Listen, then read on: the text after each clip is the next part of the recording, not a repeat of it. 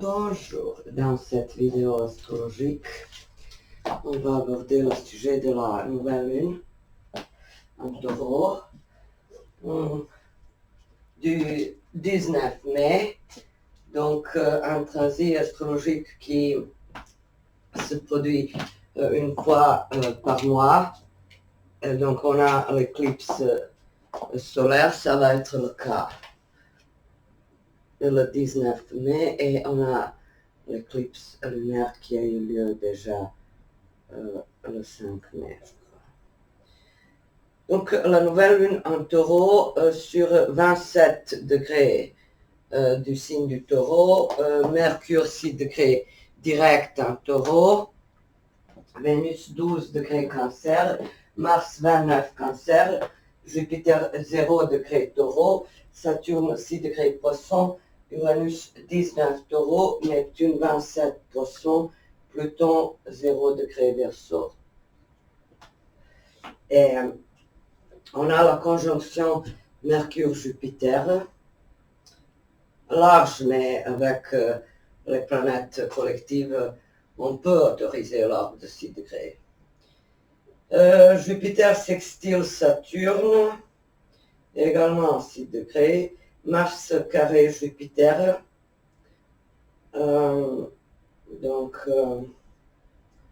et on a Mars opposition Pluton, et on a Jupiter carré Pluton à l'aspect exact. Donc ces carrés de Mars à Jupiter et opposition Mars-Pluton, ça nous donne une idée de quelques rébellions, violences, agressivité plutôt enfouies avec l'opposition Mars-Pluton, mais avec le carré Jupiter, ça peut déborder et se manifester au niveau personnel ou au niveau collectif en tant que l'inacceptation de quelque chose, le refus, la rébellion, l'action contre quelque chose de bien établi, la rébellion contre les structures avec Mars carré Jupiter et Mars opposition Pluton. Il faut être très prudent avec les aspects conflictuels de Mars à Pluton. Donc ce sont les aspects qui parfois pourraient causer des ennuis et des soucis, dans le sens que les deux planètes Mars et Pluton symbolisent les principes masculins, la force, l'agressivité, la pulsion de survie, mais aussi la pulsion de détruire et de reconstruire avec Pluton, forcément. Donc, par rapport à ces aspects, je dirais que la map planétaire en taureau nous montre quand même quelque chose de très concret comme objectif. Ça peut être donc un projet immobilier ou un projet financier ou un projet d'investissement ou quelque chose de matériel qu'on doit construire et qu'on peut réformer, et à partir de quelques anciennes bases ou quelques anciennes ressources. Donc avec Mars opposition Pluton. Donc, et Jupiter carré Pluton, ça aussi, ça pourrait être... donc Jupiter est menacé ici, disons, par le carré de Mars et par le carré de Pluton. C'est-à-dire notre apparence,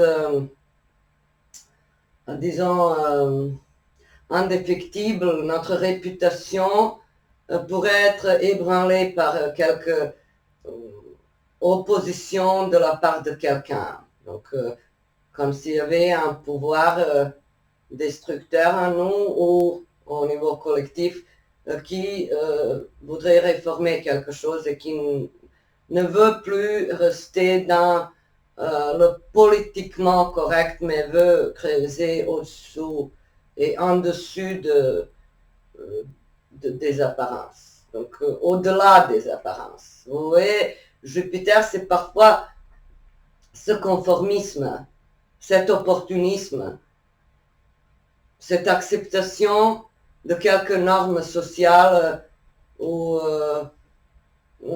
juridiques, quelques légalités qui ne tient pas en compte la vraie justice qu'on ressent instinctivement avec Pluton ou Mars. Vous voyez, donc l'aspect de cohésion sociale, Jupiter peut être ébranlé par les pulsions discutables. Pulsions souterraines avec Pluton et pulsions directement destructrices avec Mars. Et justement, j'ai choisi un ouvrage qui me paraît très parlant, étant donné qu'avec le signe du taureau, ma première association personnelle, c'est l'art. Donc, le premier mot-clé que j'aurais attribué pour la symbolique du taureau, c'est l'art. Art comme tableau, sculpture, talent artistique, et l'aspect lucratif qui découle aussi des ouvrages artistiques, ou la popularité de l'art, ou ses symboles, ou son importance pour un groupe, pour un collectif, parce qu'on a donc Soleil, Lune en taureau, on a Mercure en taureau, ça fait 3 planètes en taureau, puis Jupiter, 4 planètes en taureau. Donc on a déjà la main planétaire en taureau, et avec Vénus, Mars en cancer et Saturne en poisson, de nouveau l'importance du ressenti, du vécu, de l'impression subjective avec cancer, Vénus, Mars en cancer. Donc c'est tout ce que notre imagination élabore à sa façon, en dehors des clichés rationnels. Donc, avec le cancer, ce sont les rêves, les prémonitions, les intuitions, le talent qu'on ne peut pas expliquer, quelque inspiration qui vient d'une source inconnue, ou mystérieuse, ou d'un ressenti personnel. Donc, on a la nouvelle lune qui est, je dirais, sextile en Neptune.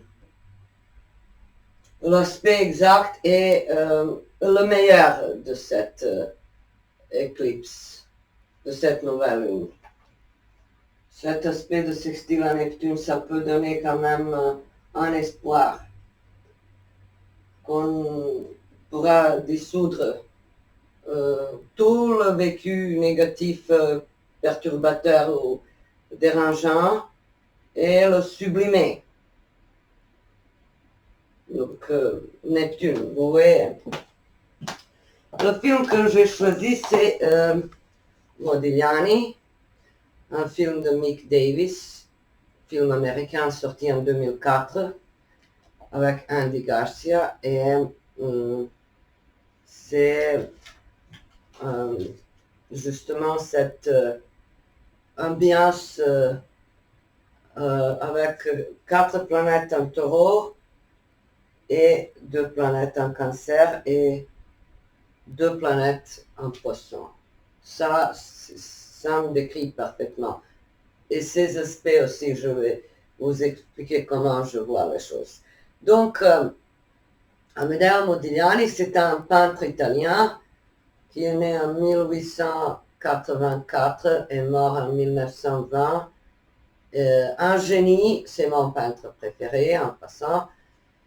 Et ce génie brillant fait sa carrière à Paris. Donc la trame du film se déroule à Paris pendant les années 1910. Donc pendant la deuxième décennie du XXe siècle, Amedeo Modigliani cherche à se frayer le chemin dans les cercles artistiques en vue et son rival principal c'est Pablo Picasso. Et donc le film décrit parfois leur conflit. Il y a une phrase qui dit quand il agresse physiquement Pablo Picasso, il lui dit, quand celui-ci lui pose la question pourquoi tu me haïs tant, et Modigliani dit Pablo, je t'aime et je me déteste moi-même. C'est une vérité en action, je dirais, quand on voit de tels comportements de la part de qui que ce soit, donc, que ce soit un artiste ou une personne ordinaire, ça nous dit que justement la haine, la destruction, et toutes sortes d'agressivité passive, toutes sortes de méchanceté, ça vient d'un manque d'amour ou d'indulgence envers soi-même. Quand on s'est posé des objectifs trop hauts, quand on a mis la barre trop haut, alors on bascule et on se défoule sur les autres. Vous voyez, ça pourrait être donc Jupiter carré Pluton. Rivalité, jalousie, conflit, lutte de pouvoir, compétition malsaine. Et c'est donc parfois les situations qu'on doit accepter au niveau social. Jupiter, un combattant a une force, un pouvoir de survie personnel. Vous voyez? Donc, on va à l'encontre de notre propre nature. Mais en fin de compte, ça nous aide à nous transformer. Parce qu'avec les aspects de Pluton, on se dépasse, on se régénère, on se reconstruit, on repart à zéro, on a la force et le courage de tout recommencer. Donc, ces sujets abordés dans ce film, c'est donc l'art, la concurrence, l'amour tragique de Modigliani avec Jeanne Hébuterne et la passion aussi pour l'art. Et la facette sombre, je dirais aussi Jupiter carré Pluton, c'est la violence et l'autodestruction, tellement indissociable du parcours d'Amedeo Modigliani. C'était quelqu'un qui, dans le film, on voit par exemple qu'après une visite à l'hôtel de ville où il était parti chercher les documents pour son mariage avec Jeanne Hébuterne, il se fait agresser et dans ce délire narcotique, il trouve la mort. Donc Jupiter, aspect Pluton, ce sont ces aspects de quelque chose d'amoral, d'illégal, de violent, mais tous les aspects, même les aspects les plus éprouvants, pourraient être sublimés et utilisés dans le contexte d'une symbolique plus zen, dans la mesure où l'on fait des efforts pour évoluer. Donc en astrologie, on parle de la typologie basse et de la typologie haute. Le même aspect chez la personne qui est restée sur un niveau banal et terrestre, cet aspect par exemple pourrait donner aussi le même aspect Jupiter carré Pluton, la vénalité, le manque de scrupules pour atteindre ses objectifs. Donc on aura recours à toutes sortes de moyens, corruption, fraude, arnaque, manipulation, mensonge, défiguration de la réalité en but d'avancer ou de s'enrichir. Pour les autres, les personnes évoluées, ça peut être le combat contre quelques vérités, quelques schémas inconscients représentés par Pluton, une raison karmique ou subtile ou quelque chose en lien avec le karma personnel, familial, collectif. Donc on comprend mieux les raisons de quelque chose qui était à l'origine de notre stagnation, et donc on remet ça dans un petit coffre de l'inconscient éclairé, on se libère du fardeau et on continue notre chemin. Mais quand on n'a pas fait ce travail sur soi-même, alors on pourra donc utiliser cet aspect à mauvais escient, c'est-à-dire abuser, profiter, manipuler les autres. Ou l'opinion publique, parce qu'avec Jupiter Pluton, on a toujours affaire à quelques grands pouvoirs. Et donc, par extension, ça peut donner des scandales au niveau financier, au niveau politique, quelque chose en lien avec les magouilles, forcément liées à la protection de l'environnement, c'est-à-dire plutôt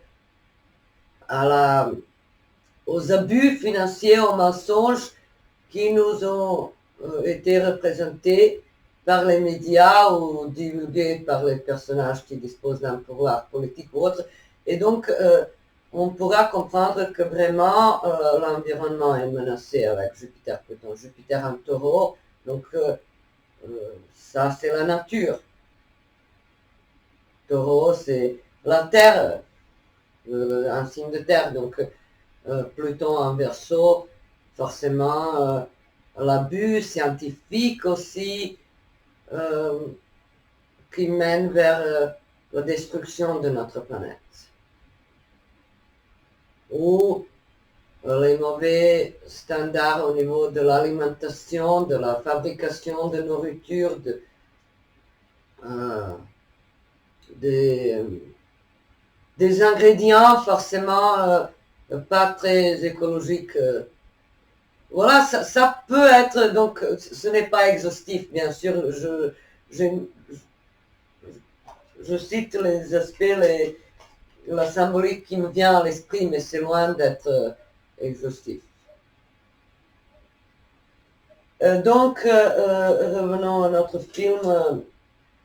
Le sujet de la concurrence artistique pourrait aussi être représenté par Jupiter carré Pluton. La concurrence féroce, on a donc Picasso, on a Diego Rivera, on a un concours auquel participe Amedeo Modigliani, après avoir appris la grossesse de Jeanne et Buterne, mais hélas, ses parents à elle s'opposent à ce mariage, étant donné que Modigliani est d'origine juive et donc en tant que catholique fervent, ses parents à elle ne veulent pas accepter ce mariage. Donc il est complètement déboussolé, il cherche à avancer dans ce cercle artistique pour pouvoir subvenir aux besoins de sa famille, s'occuper de son enfant qui va naître, mais hélas, tout ça est contrecarré par sa faiblesse intérieure, hélas. Donc,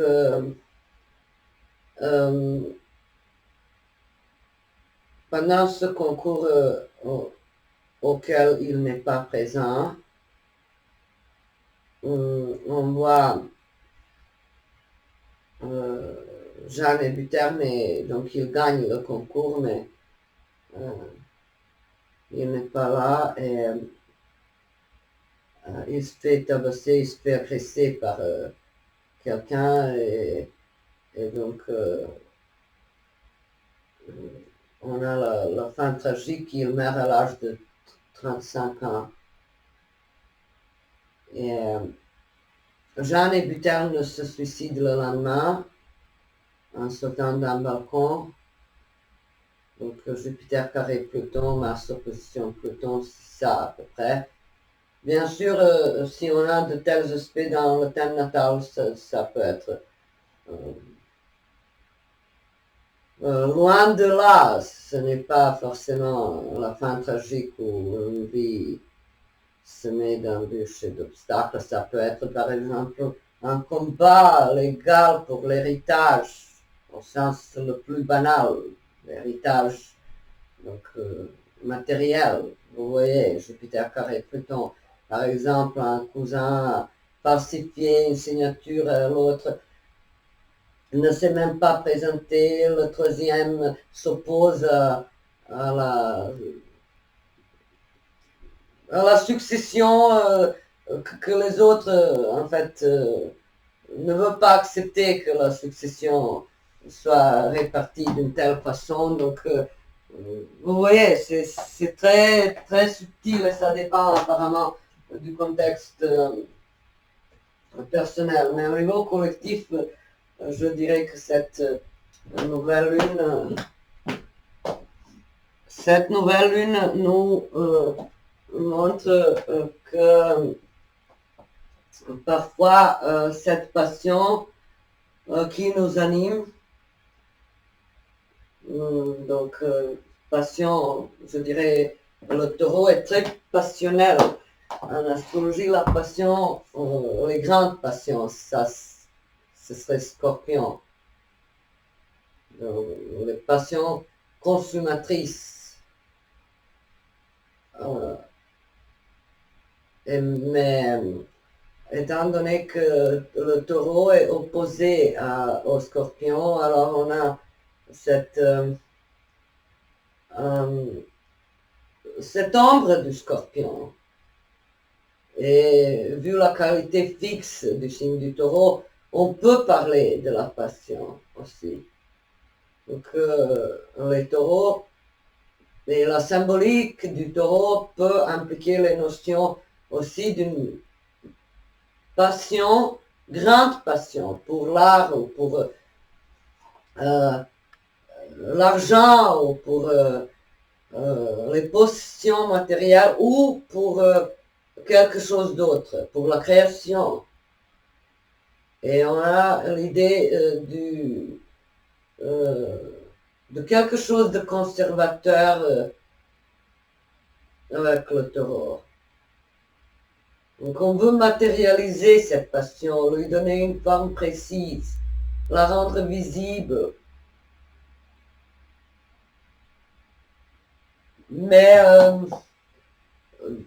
avec le signe du taureau, cette envie d'acquérir, de ramasser, d'accumuler, ça vient du besoin de se sécuriser au niveau émotionnel ou autre.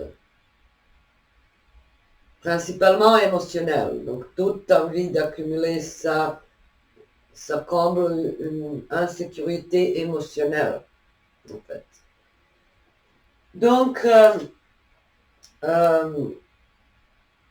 Vénus et Mars en Cancer. Attention au climat de passivité, vu que ni Taureau ni Cancer ne sont aucunement les signes combatifs ou énergiques. Donc je dirais que cette nouvelle lune annonce une période de gestation quelconque, de préparation, de création d'un projet matériel, je dirais, surtout quelque chose de concret. Donc, salaire, investissement, travail, déménagement, travaux dans le logement ou quelque chose de ce type. Ou nouvelle vision de ces ressources qui nous sécurisent. Si c'était l'argent, le compte en banque, quelque chose, alors on pourra ajouter quelque chose de nouveau dans cette vision. Vous voyez? Donc j'ai choisi le film non à cause de la fin tragique, bien sûr, quoique la fin tragique pourrait se décrire aussi par ce carré Jupiter-Pluton, Mars en position Pluton, mais c'était surtout cette ambiance artistique de création, d'inspiration avec 4 planètes Taureau, 2 planètes en Poisson et 2 planètes en Cancer. Donc on a l'eau et la terre. Et on n'a rien en signe de feu. On voit rien en feu et en l'air on n'a que Pluton. Donc c'est quelque chose de concret qu'on doit forcément gérer d'une nouvelle façon. Mais ce n'est pas complètement nouveau, ces acquis. Les autres aspects symbolisent que quelque chose est sorti du passé. Avec Pluton, donc en Verseau, réformer le passé. Ça. Donc on a Mercure dans l'ombre de sa rétrogradation, c'est-à-dire il est devenu direct, donc le 14, le 15 mai. Donc il est déjà direct au moment de la nouvelle lune en Taureau, mais on a l'ombre, la présence latente de sa rétrogradation dans le sens que les affaires, les questions, les issues du passé, tous ces sujets récents qu'on a abordés pourraient de nouveau se réactualiser d'une manière ou d'une autre. Donc,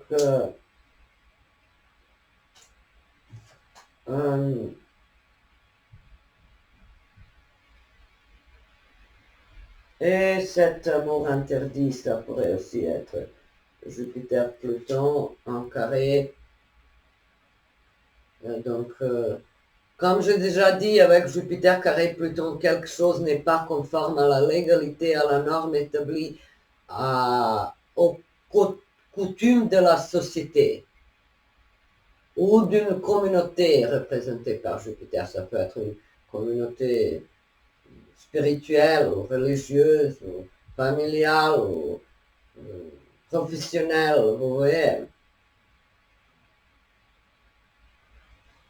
Donc, étant donné que la nouvelle lune annonce un nouveau début, un commencement symbolique, je dirais qu'ici il s'agit de quelques connexions avec ce qu'on a, avec un potentiel naturel qu'on possède tous, forcément, un retour vers la simplicité et le naturel et la spontanéité. Si on n'a pas déjà de grosses sommes d'argent représentées par ce carré Mars, ce carré Jupiter plutôt, si on ne peut pas investir, on n'a pas trop de moyens, donc ça peut être quelque chose de très naturel. Le jardinage, poterie, talent artistique à développer, un intérêt pour l'art, pour les symboles, pour la création, et un éveil artistique surtout, pas tellement spirituel ou lucratif ou quelque chose ayant la symbolique de nous mener vers la gloire. Non, il s'agit de quelque chose de très simple, des activités quotidiennes qui pourraient nous rassurer, nous calmer,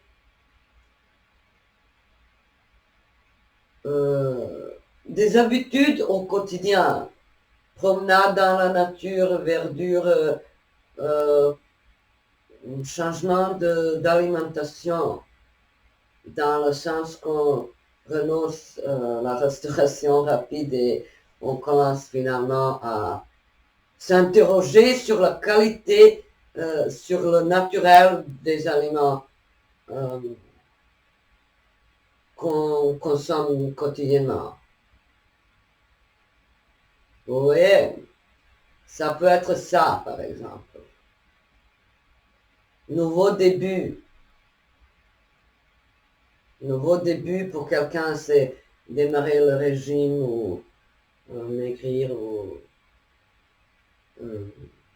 changer quelque chose au niveau des habitudes. Donc, c'est la nouvelle lune. Je pense que j'ai expliqué le tour. Je pense que je vous ai dit comment profiter de cette nouvelle lune en taureau. Avec 7 amas planétaires en terre en haut, 4 planètes en terre, 4 planètes en haut. Écoutez ces intuitions représentées par les signes d'eau et en profiter pour leur donner une forme précise artistique aussi. On est tous artistes. L'artiste sommeille en chacun d'entre nous, vous savez. Je vous souhaite une belle et douce nouvelle lune dans le signe du taureau et à bientôt.